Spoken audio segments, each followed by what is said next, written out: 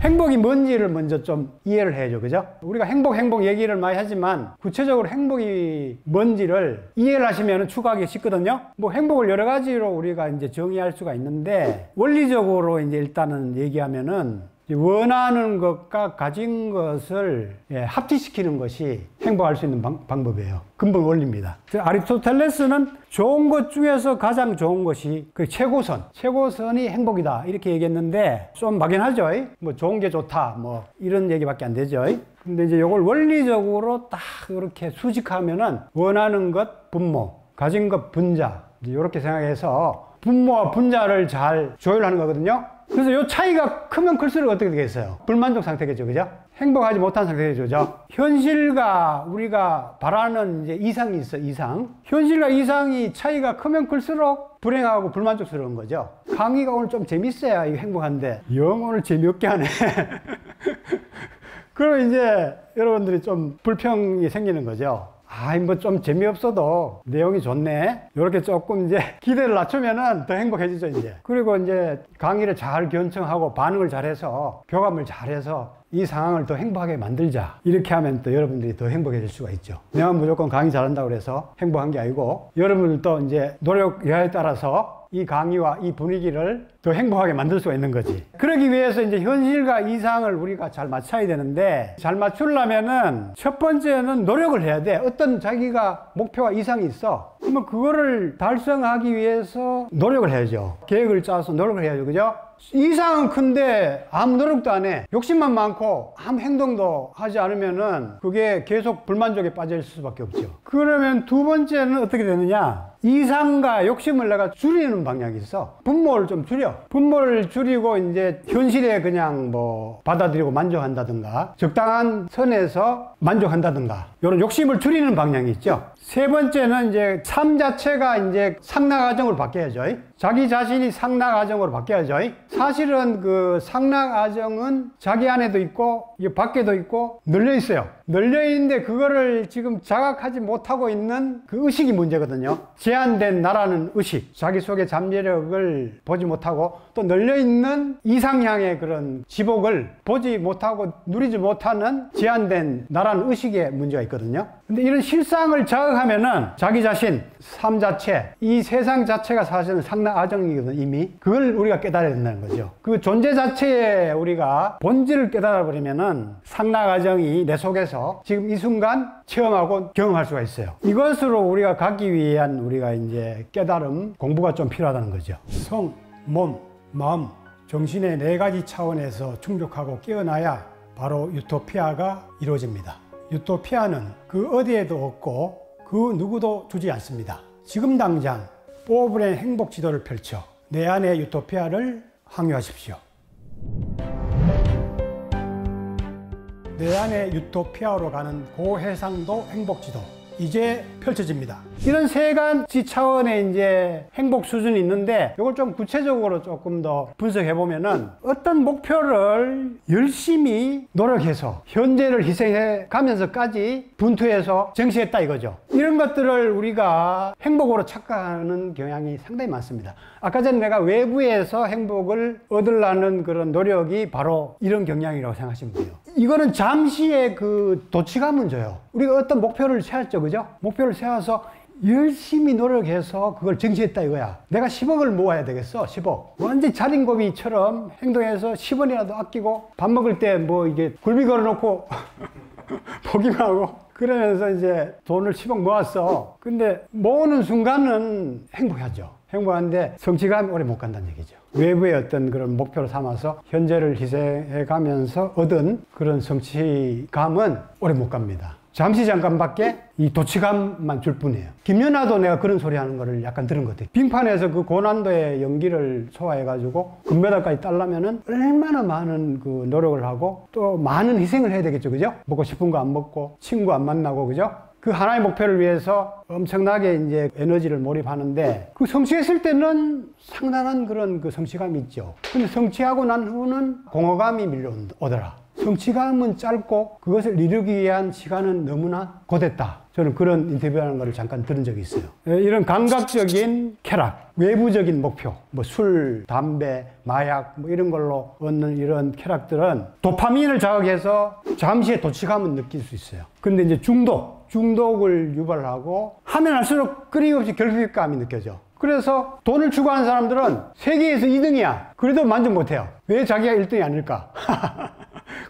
그걸 생각한다니까요. 세계 2등의 부자도 만족 못한다니까요. 내가 1등 되려고 1등 안 되니까 불만족을 갖고 있다니까. 이거는 사실은 노예죠. 환경과 물질의 노예죠. 탐진치에서 못 벗어나고 있는 거죠. 근데 대부분 이 상태를 행복감으로 착각하면서 살고 있다. 이제 이게 문제라는 거죠. 근데 여기서 이제 약간 욕심을 줄이고 절제하면서 좋은 습관을 이제 만들어가면은 내적 기쁨들이 많이 솟아나오죠. 세로토닌이 많이 나요. 세로토닌. 행복 호르몬. 환경과 물질의 이제 주인이 되는 이런 상태가 될 수가 있죠. 만약 이런 목표를 추구하더라도 이 사람들은 현재를 희생해 가면서까지 외적인 목표에 그리 집착하지 않습니다. 어떤 목표가 있더라도 현재를 더 즐기면서 그 목표를 향해서 달려가지 현재를 희생해서 그 목표를 추구하지 않는다는 얘기죠. 그러면은 어떤 목표를 성취했더라도 그것이 내적인 만족과 함께 오래 유지가 되고 새로운 또 목표를 또 잘 추구할 수 있는 그런 바탕이 되죠. 근데 이 지복감은 내적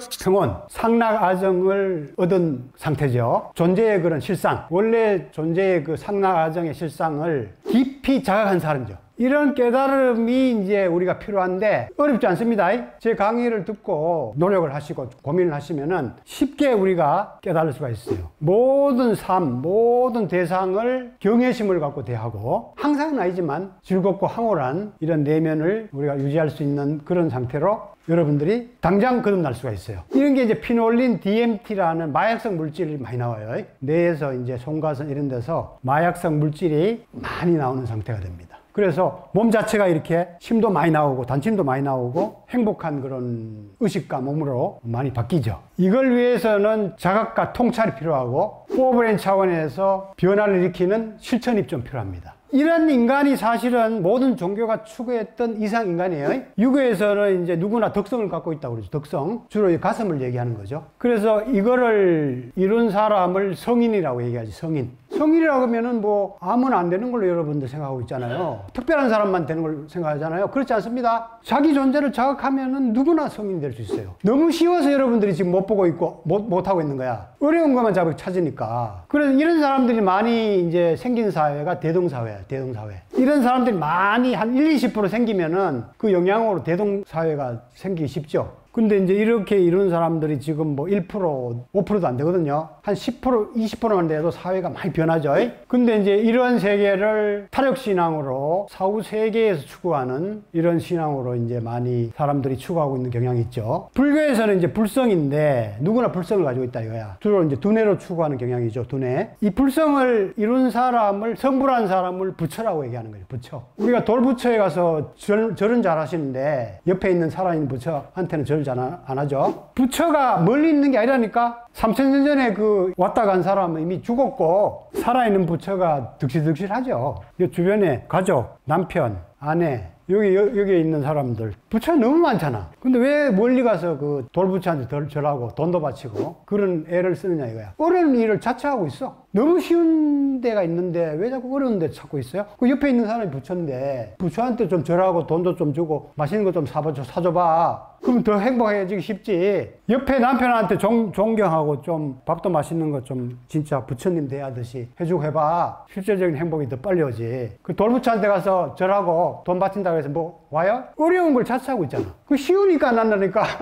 어려워서 못하는 게 아니고 쉬워서 못한다는 게 여러분들이. 이 도교에서는 도성이 있다고 그래. 누구나 도성이 있다고 그러고 이거를 발현하는 사람을 도인이라고 그래. 그리고 이렇게 발현된 세상을 지상성경이라 지상성경. 근데 이거를 뭐 이상적인 세계, 사후세계에서 찾는 거는 이제 무릉도원이죠. 그리고 기독교에서는 누구나 신성이 있다 이거야. 신성. 다 하나님의 자식이야 이거야. 하나님의 자식이 하나님이지. 이 신성을 발현하는 사람이 신인이야. 이런 세계가 구현된 모습이 아버지의 나라야. 근데 대부분은 지금 죽어서 천국만 찾고 있죠.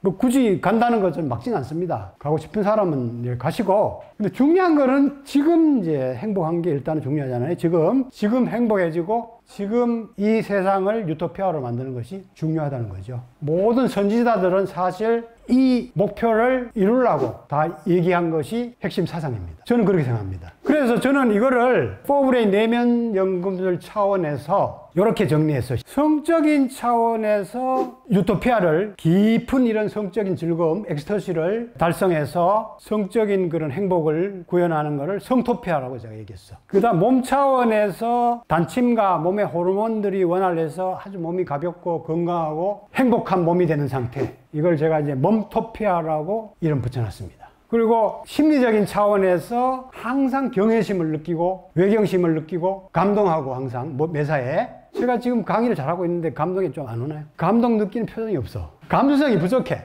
여러분들이 감수성이 좀 이렇게 깨어 있으면 이 정도 들으면은 야 이거는 대단한 메시지다 해가지고 막 놀래야 되는데 감동 표정이 없네요.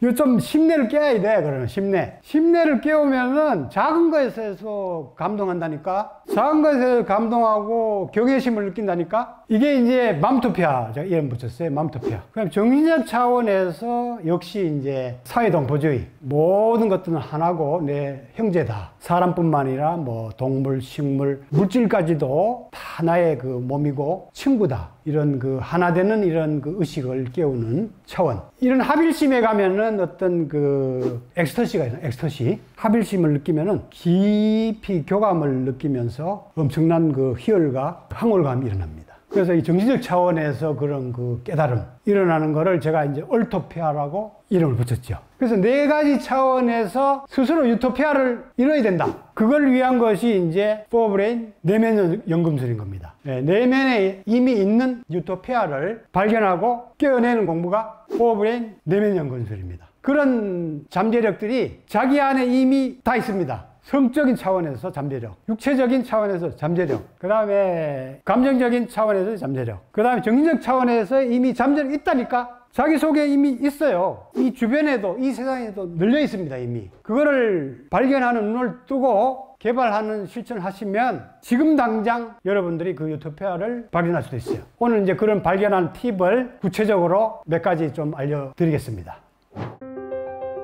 성, 몸, 마음, 정신, 포브레인 행복대학으로 초대합니다. 포브레인 생활 수행으로 행복 박사 되세요. 100세 시대 완전 건강과 행복을 드립니다.